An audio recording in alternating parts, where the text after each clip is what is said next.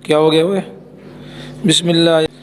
آمن الرسول بما انزل الیہ من ربہ والمؤمنون کل آمن باللہ وملائکتہ وکتبہ ورسلہ لا نفرق بین احد من رسلہ وقالوا سمعنا واطعنا غفرانک ربنا والیک المصیر لا یکلف اللہ نفسا الا وسعها لها ما کسبت وعلیہا ما اکتسبت ربنا لا تؤاخذنا إن نسينا أو أخطأنا ربنا ولا تحمل علينا إصرا كما حملته على الذين من قبلنا ربنا ولا تحملنا ما لا طاقة لنا به واعف عنا واغفر لنا وارحمنا أنت مولانا فانصرنا على القوم الكافرين۔ پہلے آیت کا کچھ پس منظر دوبارہ ذکر کر دیں، پھر آیت کا مفہوم آپ کے سامنے عرض کریں گے۔ آپ کو یاد ہوگا کہ پچھلے درس میں یہ بات عرض کی تھی کہ جب سورہ بقرہ کا جو آخری رکوع ہے، اس کی جو ابتدا والی آیت ہے للہ ما فی السماوات و ما فی الارض وان تبدوا ما فی انفسکم او تخفوہ یحاسبکم بہ اللہ، کہ جو کچھ تمہارے دلوں کے اندر ہے اللہ اس کا حساب لیں گے، چاہے اس کو چھپاؤ یا ظاہر کرو اللہ اس کا حساب لیں گے۔ اب صحابہ کو تو یہ بات بڑی بھاری لگی کہ بھائی کچھ خیالات آتے ہیں وہ ہمارے اختیار میں نہیں ہوتے ہیں، اب وہ خیال ہمارے اختیار میں نہیں ہے اور وہ آ گئے، اس پر بھی اللہ پکڑ کریں گے، تو انہوں نے ڈر گئے۔ مسلم شریف کی روایت میں آتا ہے نبی علیہ الصلوۃ والسلام کی خدمت میں حاضر ہوئے اور آپ علیہ السلام کے سامنے اپنے گھٹنے جو ہے نا گھٹنوں کے بل بیٹھے اور رسول اللہ صلی اللہ علیہ وسلم سے بڑے عاجزی کے ساتھ عرض کیا کہ اللہ کے رسول ایسی بات ہے۔ تو اللہ تبارک و تعالیٰ کے حبیب علیہ الصلوۃ والسلام نے اپنے صحابہ کی تربیت فرمائی تھی۔ نبی علیہ السلام نے فوراً فرمایا دیکھو یہودیوں اور عیسائیوں کی طرح یہ مت کہنا سمعنا وعصینا، ہم نے سن لیا اور مانیں گے نہیں، آپ یہ کہیں کہ اللہ نے جو کچھ ہمیں کہا سمعنا واطعنا، ہم سن کر اس کی اطاعت کریں گے، ہم اللہ کی بات پر عمل کرنے کے لیے کمر بستہ ہیں، مشکل حکم ہو آسان ہو ہمیں اس سے کوئی سروکار نہیں۔ کہا کس نے؟ جب صحابہ کرام رضوان اللہ علیہم اجمعین نے یہ کلمات کہے، اللہ کو یہ صحابہ کی ادا اتنی پسند آئی، اللہ کو اتنی ادا یہ پسند آئی کہ اللہ نے میرے نبی کے صحابہ کی ادا کو قرآنی آیات کی صورت میں اتار دیا، اور اللہ تعالیٰ نے فرمایا آمن الرسول بما انزل الیہ من ربہ والمؤمنون، میرا رسول بھی ایمان لایا، یعنی میرے رسول نے بھی میرے سامنے اپنی گردن جھکائی، میرے رسول نے بھی دل و جان سے قبول کیا، اور ایمان والے جو صحابہ ہیں انہوں نے بھی قبول کیا کہ میں جو حکم نازل کرتا ہوں وہ کہتے ہیں ہم مانیں گے۔ اب اللہ تبارک و تعالیٰ نے پھر ان کی بولی یعنی کہ ان کے جو کلمات تھے وہ بھی بتائے، کل آمن باللہ وملائکتہ وکتبہ ورسلہ، ہر ایک نے اللہ کی ذات پر، فرشتوں کے وجود پر اور اللہ کی مقدس کتابوں پر اور جتنے بھی رسول اللہ نے بھیجے ان سب پر ایمان لانے کا اقرار کیا، اور یہ کہا کہ سمعنا واطعنا، تو جب یہ کہا کہ ہم سنتے ہیں اور ہم اس پر اللہ کی بات مانیں گے، تو اس پر اللہ تعالیٰ نے فرما دیا کہ لا یکلف اللہ نفسا الا وسعها، میں انسانی جان کو اس کی برداشت کے مطابق حکم دوں گا، لہذا پہلے والا جو حکم آیا تھا میں نے ختم کر دیا۔ یہ ان آیتوں میں اللہ تعالیٰ نے یہ بات ارشاد فرمائی ہے۔ پہلے یہ آیتوں کا مطلب یعنی ترجمہ سن لیتے ہیں، پھر اس کے بارے میں کچھ باتیں عرض کرنی۔ اللہ فرماتے ہیں آمن الرسول بما انزل الیہ من ربہ والمؤمنون، جو کچھ اللہ کی طرف سے رسول پر، جو کچھ رسول کے رب کی طرف سے رسول پر اتارا گیا ہے رسول اس کو مانتے ہیں، یعنی دل و جان سے قبول کرتے ہیں، والمؤمنون اور ایمان والے بھی مانتے ہیں، یا ایمان والے کا پہلا مصداق صحابہ ہیں۔ پھر آگے اللہ فرماتے کل آمن باللہ، یہ جتنے بھی ہیں ان سب نے کیا ہے اللہ کی ذات پر بھی ایمان لانے کا اقرار کیا ہے، وملائکتہ، فرشتوں کے وجود کا بھی اقرار کیا ہے، وکتبہ، اور اللہ کی مقدس کتابوں پر ایمان لانے کا اقرار کیا، ورسلہ، اور سارے نبیوں اور رسولوں پر ایمان لانے کا اقرار کیا ہے، یعنی دل سے تسلیم کیا، ایمان کا تعلق دل سے ہے۔ اور آگے اللہ نے ان کے اقرار کو اللہ تعالیٰ تسلسل کے ساتھ بیان فرما رہے ہیں کہ وہ ایمان والے اور رسول کیا کہہ رہے ہیں، لا نفرق بین احد من رسلہ، ہم رسولوں میں فرق نہیں کرتے کہ کسی کو مانیں گے کسی کو نہیں مانیں گے، موسیٰ علیہ السلام کو مانیں گے تو عیسیٰ علیہ السلام کو نہیں مانیں گے، یا عیسیٰ علیہ السلام کو مانیں گے تو موسیٰ علیہ السلام کو نہیں مانیں گے، نہیں، یہ کہتے ہیں میرے اللہ نے جتنے رسول دنیا میں بھیجے ہیں، چاہے صاحب شریعت ہو یا اپنے سے پہلے والے نبی کی رسول کی شریعت پر چلنے والے ہوں، سب پر کیا ہے، یہ ایمان رکھتے ہیں، نبیوں پر، رسولوں پر۔ اور یہ کیا کہتے ہیں میرے لاڈلے میرے نبی سے، وقالوا سمعنا واطعنا، وہ میرے لاڈلے سے، میرے نبی کے لاڈلے صحابہ کہتے ہیں سمعنا واطعنا، اے اللہ کے نبی ہم نے اللہ کا کلام سن لیا، واطعنا گردنیں جھکا دی ہیں، غفرانک اے رب ہمیں معاف کر دے، ہم سے غلطی ہو گئی، ربنا ہمارے رب تو آپ ہی ہیں، وإلیک المصیر اور آپ کی طرف تھی تو ہمیں لوٹ کر جانا ہے۔ جب یہ باتیں، یہ اقرار اللہ کے سامنے انہوں نے کیا اور رسول اللہ کے سامنے انہوں نے کیا، اللہ نے قرآن کی ایک آیت اتار دی، اور لا یکلف اللہ نفسا الا وسعها، اللہ انسانی جان کو اس کی طاقت کے بقدر مکلف بناتے ہیں، اس کی طاقت کے بقدر اللہ مکلف بناتے ہیں۔ اللہ تعالیٰ طاقت سے اوپر کی بات نہیں کرتے کسی انسان پر، بلکہ اللہ نے جتنے احکامات دی انسان کے اپنے بس کے اندر ہے، طاقت کے اندر ہے۔ لہا ما کسبت، انسانی جان کے لیے وہ ہے جو اس نے نیکی کا کام کیا تو اس کو ثواب ملے گا، وعلیہا مکتسبت، جو گناہ کا کام کیا اس کا گناہ ملے گا۔ اب اللہ تعالیٰ نے آگے دعا کا طریقہ سکھایا، ربنا لا تؤاخذنا ان نسینا، اے ہمارے رب اگر ہم سے غلطی ہو جائے، ہم سے بھول ہو جائے، اے اللہ پکڑنا نہیں، ہم معافی چاہتے ہیں، او اخطأنا، یا ہم سے چوک ہو جائے، خطا ہو جائے، اے اللہ ہمیں پکڑنا نہیں، ربنا ولا تحمل علینا اسرا، اے ہمارے رب ہم پر بوجھ مت ڈالنا، کما حملتہ علی الذین من قبلنا، جس طرح آپ نے ہم سے پہلے لوگوں پر بوجھ ڈالا ہے، وہ عرض کروں گا انشاءاللہ۔ ربنا ولا تحملنا ما لا طاقت لنا بھی، اللہ جس کی ہمیں طاقت نہیں اس چیز کو ہم پر مسلط مت کیجیے گا، مصیبتیں، آفتیں، آزمائشیں۔ واعف عنا، ہمیں معاف کر دے، واغفر لنا، بخش دے، ورحمنا، رحم فرما دے، انت مولانا، آپ ہمارے حاجت رواں ہیں، مشکل کشا اللہ ہے، مولا علی نہیں ہے، مولانا آپ ہیں ہمارے اللہ، انت مولانا آپ ہمارے مولا ہیں، آپ ہمارے کاموں کو سر انجام، یعنی کہ آپ ہمارے جتنے بھی کام ہیں آپ ہی کرتے ہیں، فانصرنا علی القوم الکافرین، جب مولا آپ ہیں، آقا آپ ہیں، مدد کرنے والے آپ ہیں، آپ ہی ہر چیز پر ذرے ذرے پر قادر مطلق ہیں، تو لہذا مدد بھی آپ سے مانگتے ہیں۔ ان کافروں نے بڑا ستایا ہے ہمیں، فانصرنا علی القوم الکافرین، کفر کے نظام پر اے اللہ ہمیں مسلط اور غلبہ دے، ہماری مدد فرما دے۔ اب ان آیتوں کا یہ تو ایک مطلب یہ ہوا، دوسرا مطلب اگر یوں کہیں کہ آج کے درس کے اعتبار سے نبی علیہ السلام ہمارے لیے کتنی شفقت کرنے والے تھے، نبی کی شفقت ان آیتوں میں جھلکتی ہے۔ میرے نوجوان آج نبی علیہ الصلوۃ والسلام کو پہچانتے نہیں ہیں، ایک کوئی سیاسی کوئی بھی آدمی آتا ہے اس کے اشاروں پر یوں ناچنا شروع ہوتے ہیں، اور وہ نبی اللہ کے دربار میں آپ کو مجھے نہیں بھولتا ہے۔ یہ ہمارے تبلیغ والے بھائی بیچارے ہر وقت یہی کہتے ہیں، ہمارے علماء ہر وقت یہی کہتے ہیں، ہمارے اکابر ہر وقت یہی کہتے ہیں، ہم کہتے ہیں یہ پاگلوں کی باتیں ہیں، ہم سمجھتے ہیں یہ مستانوں کی باتیں ہیں۔ ارے یہ سورہ بقرہ ہے، خدا کی قسم ان آیتوں کی فضیلت سنیں گے آج دھنگ رہ جائیں گے آپ، وہ میں عرض کروں گا۔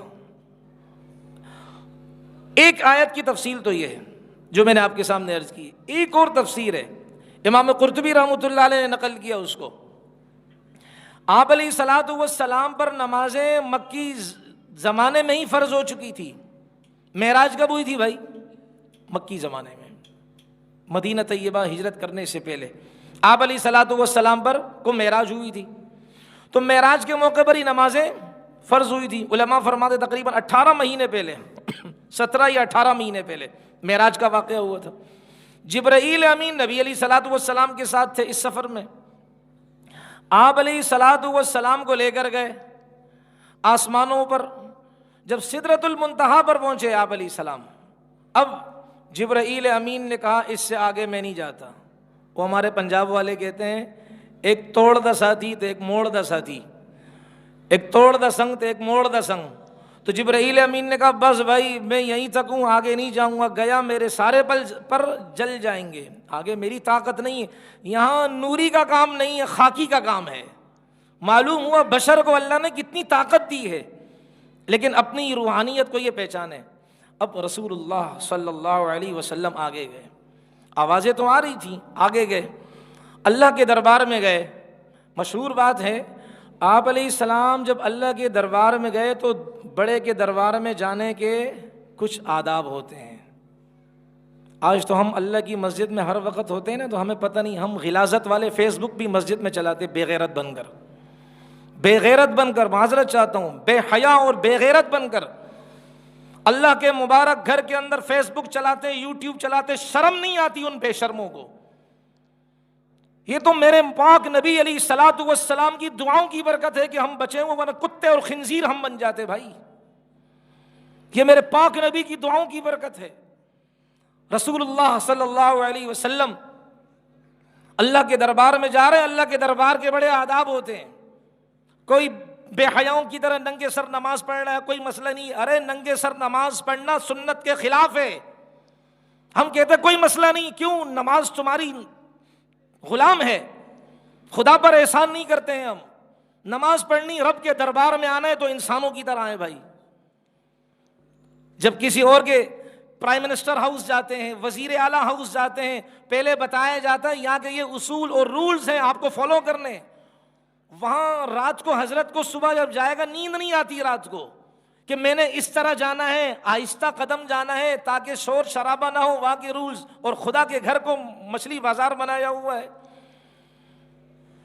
نبی علیہ السلام آداب بتا رہے ہیں، آج الفاظ کی سختی برداشت ہونی چاہیے۔ نبی علیہ السلام آداب بتا رہے ہیں، اللہ کے دربار میں جانا ہے تو عاجزی کے ساتھ، حالانکہ نبی اللہ کا لاڈلا ہے، خاتم النبیین ہے۔ آپ علیہ الصلوۃ والسلام اللہ کے دربار میں گئے بڑے عاجزی کے ساتھ، التحیات للہ والصلوات والطیبات، ساری زبان کی عبادتیں، ساری عملی عبادتیں، سارے مالی عبادت، طیبات کہا، مال کو پاکیزہ کہا، حرام مال اللہ کے گھر میں علماء اور دیگر لوگوں کو، اللہ والوں کو دینا حرام مال، یہ اللہ کے ہاں مردود ہے۔ اللہ نے کہا الطیبات، نبی نے کیا کہا؟ الطیبات، پاکیزہ مال تیرے نام پر اللہ خرچ کرنا، یہ سب تیرے لیے۔ التحیات للہ، زبان کی عبادت ہے، والصلوات، عمل کی عبادت ہے، والطیبات، پاک مال، سود کا مال نہیں، بونڈ کا مال نہیں، قمار اور جوئے کا مال نہیں۔ اگر کسی نے ثواب کی نیت سے دیا وہ کافر ہو گئے، علماء نے مسئلہ لکھا ہے یہ۔ حرام مال اگر ثواب کی نیت سے کوئی دے گا، اس لیے کہ ان اللہ طیب ولا یقبل الا طیبا، اللہ پاک ہے، پاکی کو پسند کرتا ہے۔ اگر حرام مال کھلا دیا ثواب کی نیت سے، نکاح دوبارہ پڑھوائے۔ وہ بہت ہو گئے بھائی فضائل پر، ہم مست ہو گئے، فضائل سن سن کر نا ہم مست ہو گئے، ہم نے اللہ کے دین کو کھلونا سمجھ لیا، ہم مست ہو گئے۔ یہ بیچارے جماعت والے ہیں، فضائل ان سے سنو، وعید مجھ سے سننا تاکہ بیلنس برابر ہو جائے۔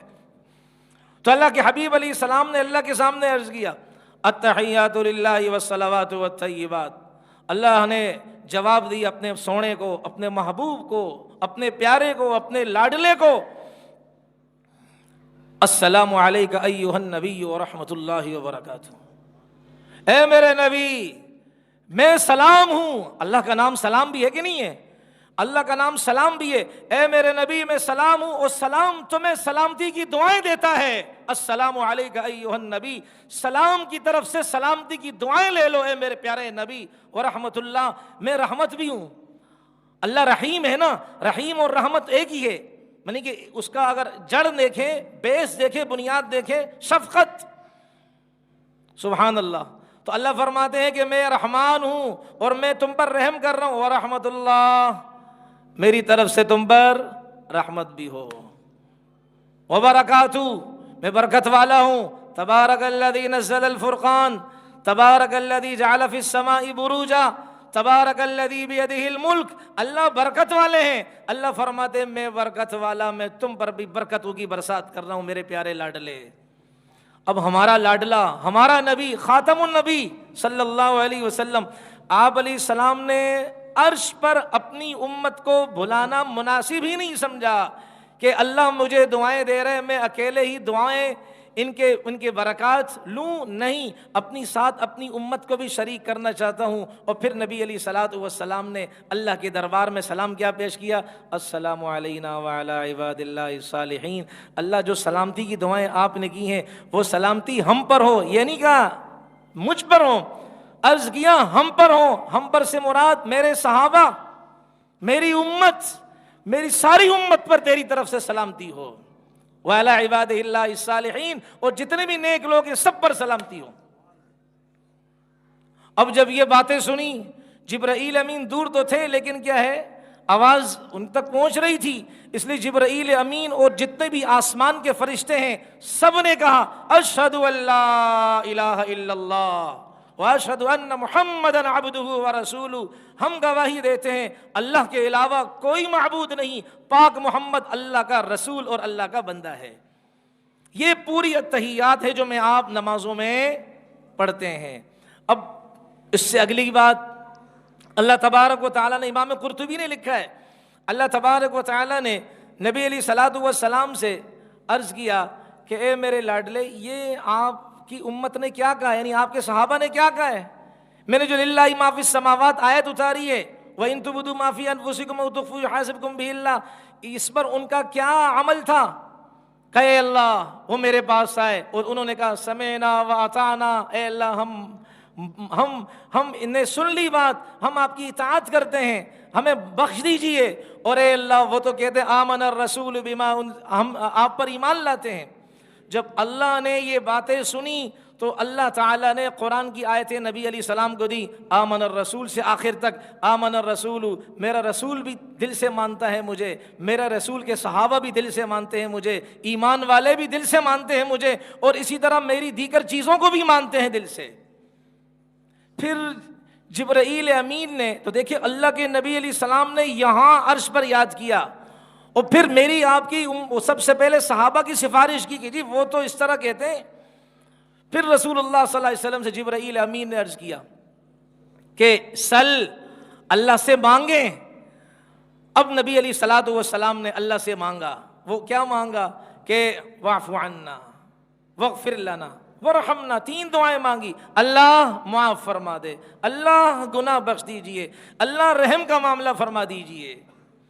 یہ آیتیں، اس لیے علماء فرماتے ہیں نبی علیہ الصلوۃ والسلام پر ایک قول یہ ہے، جبرائیل امین پورا قرآن، نبی علیہ السلام فرش پر تھے، جبرائیل امین نبی علیہ السلام پر قرآن لے کر آئے، لیکن یہ جو آخر کی دو آیتیں ہیں، اللہ نے اپنے پیارے لاڈلے کو آسمانوں پر بلایا، معراج کروائی، اللہ نے نبی علیہ السلام کو تین تحفے دیے، تو یہ آیتیں بھی باقاعدہ اللہ کے دربار میں نبی علیہ السلام گئے اور وہاں یہ تحفے لیے، تین تحفے دیے اللہ نے۔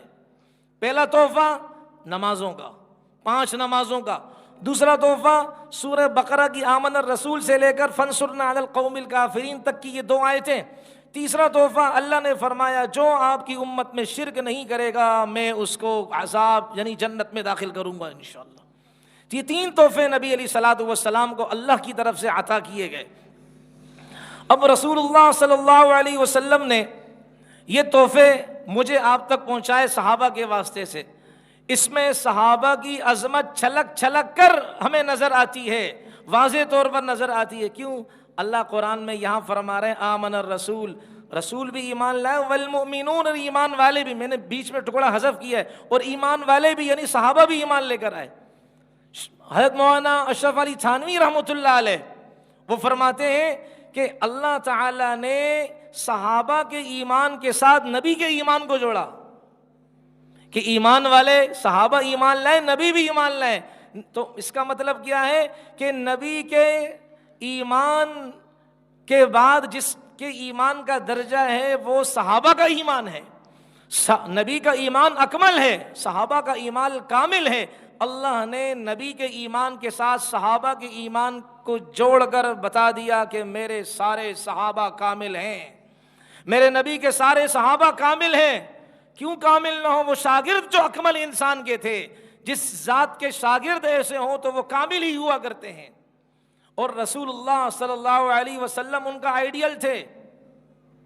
آپ علیہ الصلوۃ والسلام ان کا آئیڈیل تھے، وہ نبی علیہ الصلوۃ والسلام کے جسم مبارک کی خوشبو کے مستانے تھے، وہ نبی علیہ الصلوۃ والسلام کے چہرہ طابہ اور منیر چہرے کے وہ مستانے اور عاشق تھے، جب تک نبی علیہ السلام کا چہرہ دیکھ نہ لیتے سکون سے نہیں رہتے تھے۔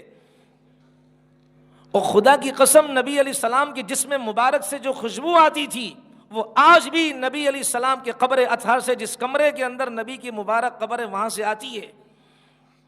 واقعات کے اندر ایک واقعہ آتا ہے، اور میرے دوستوں اپنے نبی کو پہچانے ہم، میرے نوجوانوں اپنے نبی کو پہچانے ہم، واقعات کے اندر واقعہ آتا ہے۔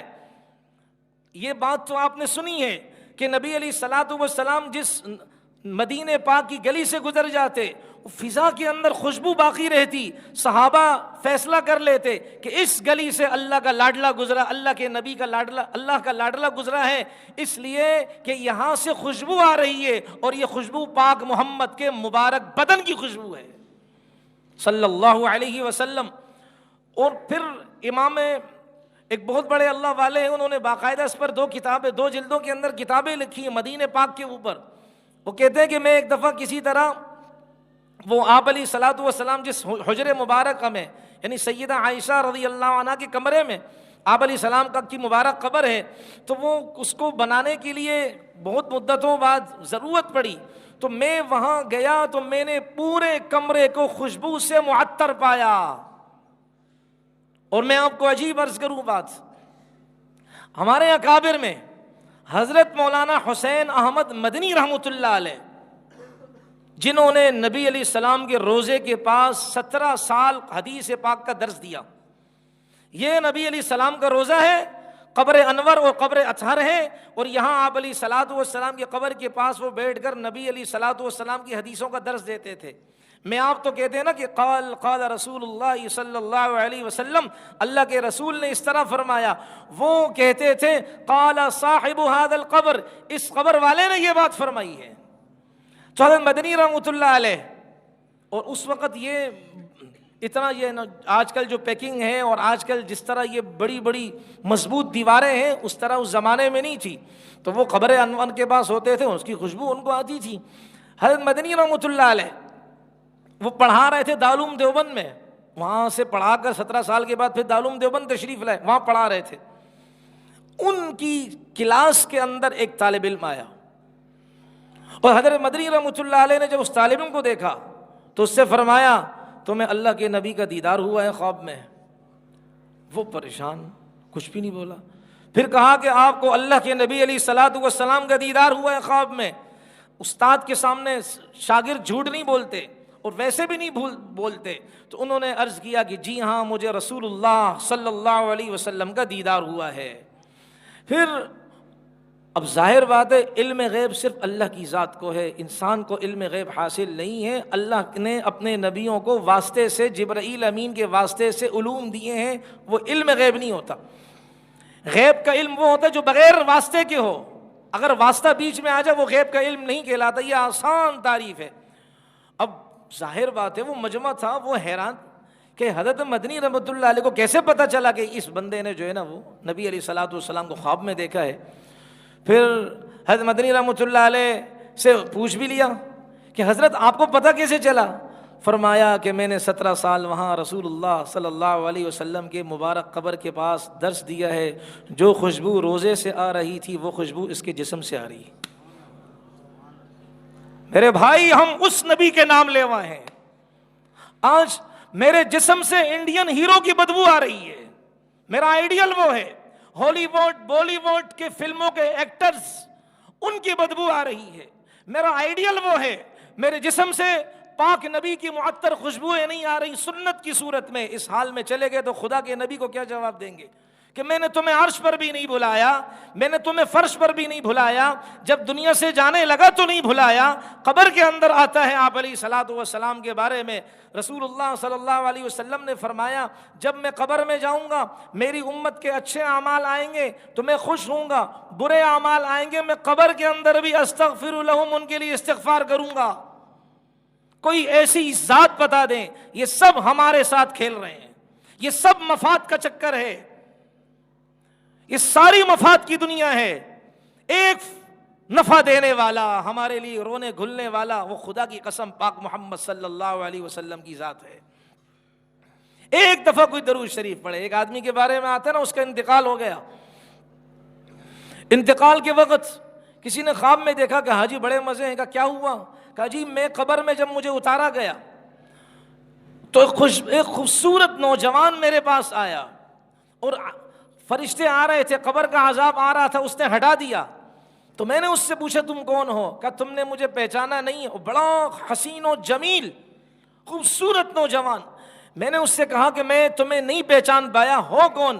کہا تم نہیں پہچان پائے؟ کہا نہیں پہچان پایا۔ کہا تم نے ایک دفعہ اپنے نبی علیہ السلام پر درود بھیجا تھا، میں وہ درود ہوں جو اللہ نے مجھے انسانی شکل دی ہے اور تمہارے پاس بھیجا ہے۔ سب کہہ دو صلی اللہ علیہ وسلم۔ یہ درود ہماری بخشش کا ذریعہ بنے گا انشاءاللہ۔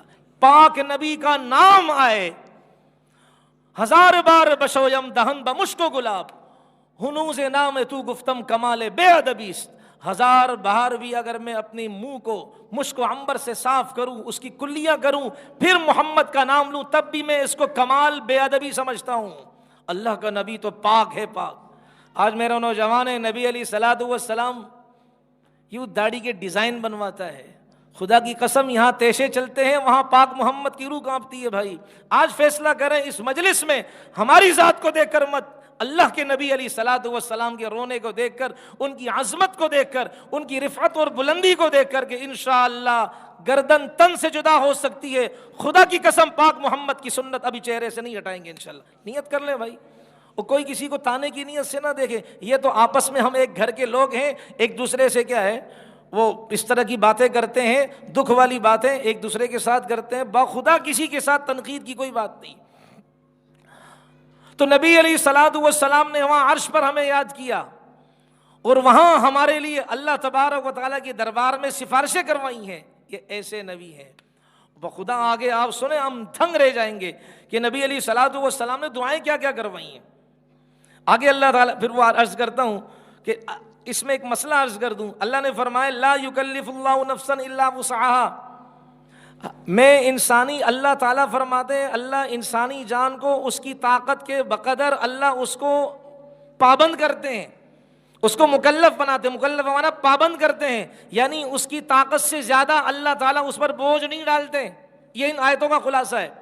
اب دیکھیں اس کو عربی میں کہتے ہیں تکلیف ما لا یطاق، ایسی چیز کا پابند بنانا جو انسان کے بس سے باہر ہو۔ اس کی دو قسمیں ہیں، ایک کیا ہے؟ ایک تو یہ ہے کہ بالکل ہی انسان کے بس سے باہر ہو، بالکل ہی باہر، جیسے کہ شریعت اندھے کو کہے کہ دیکھ کر چلو، کیسے چلے گا بھائی؟ لنگڑے کو کہے دوڑو، کیسے دوڑے گا بھائی؟ یہ تو بالکل ہی، اس کی تو شریعت نے کیا اجازت نہیں دی ہے۔ دوسرا کیا ہے کہ نہیں ٹھیک ٹھاک آدمی ہے لیکن شریعت نے اس کو احکامات دیے ہیں، وہ احکام انسان کے بس سے باہر ہوں، ایسا نہیں ہے، انسان کے بس سے باہر نہیں ہے، لیکن یہ مشقت کا ذریعہ ہے۔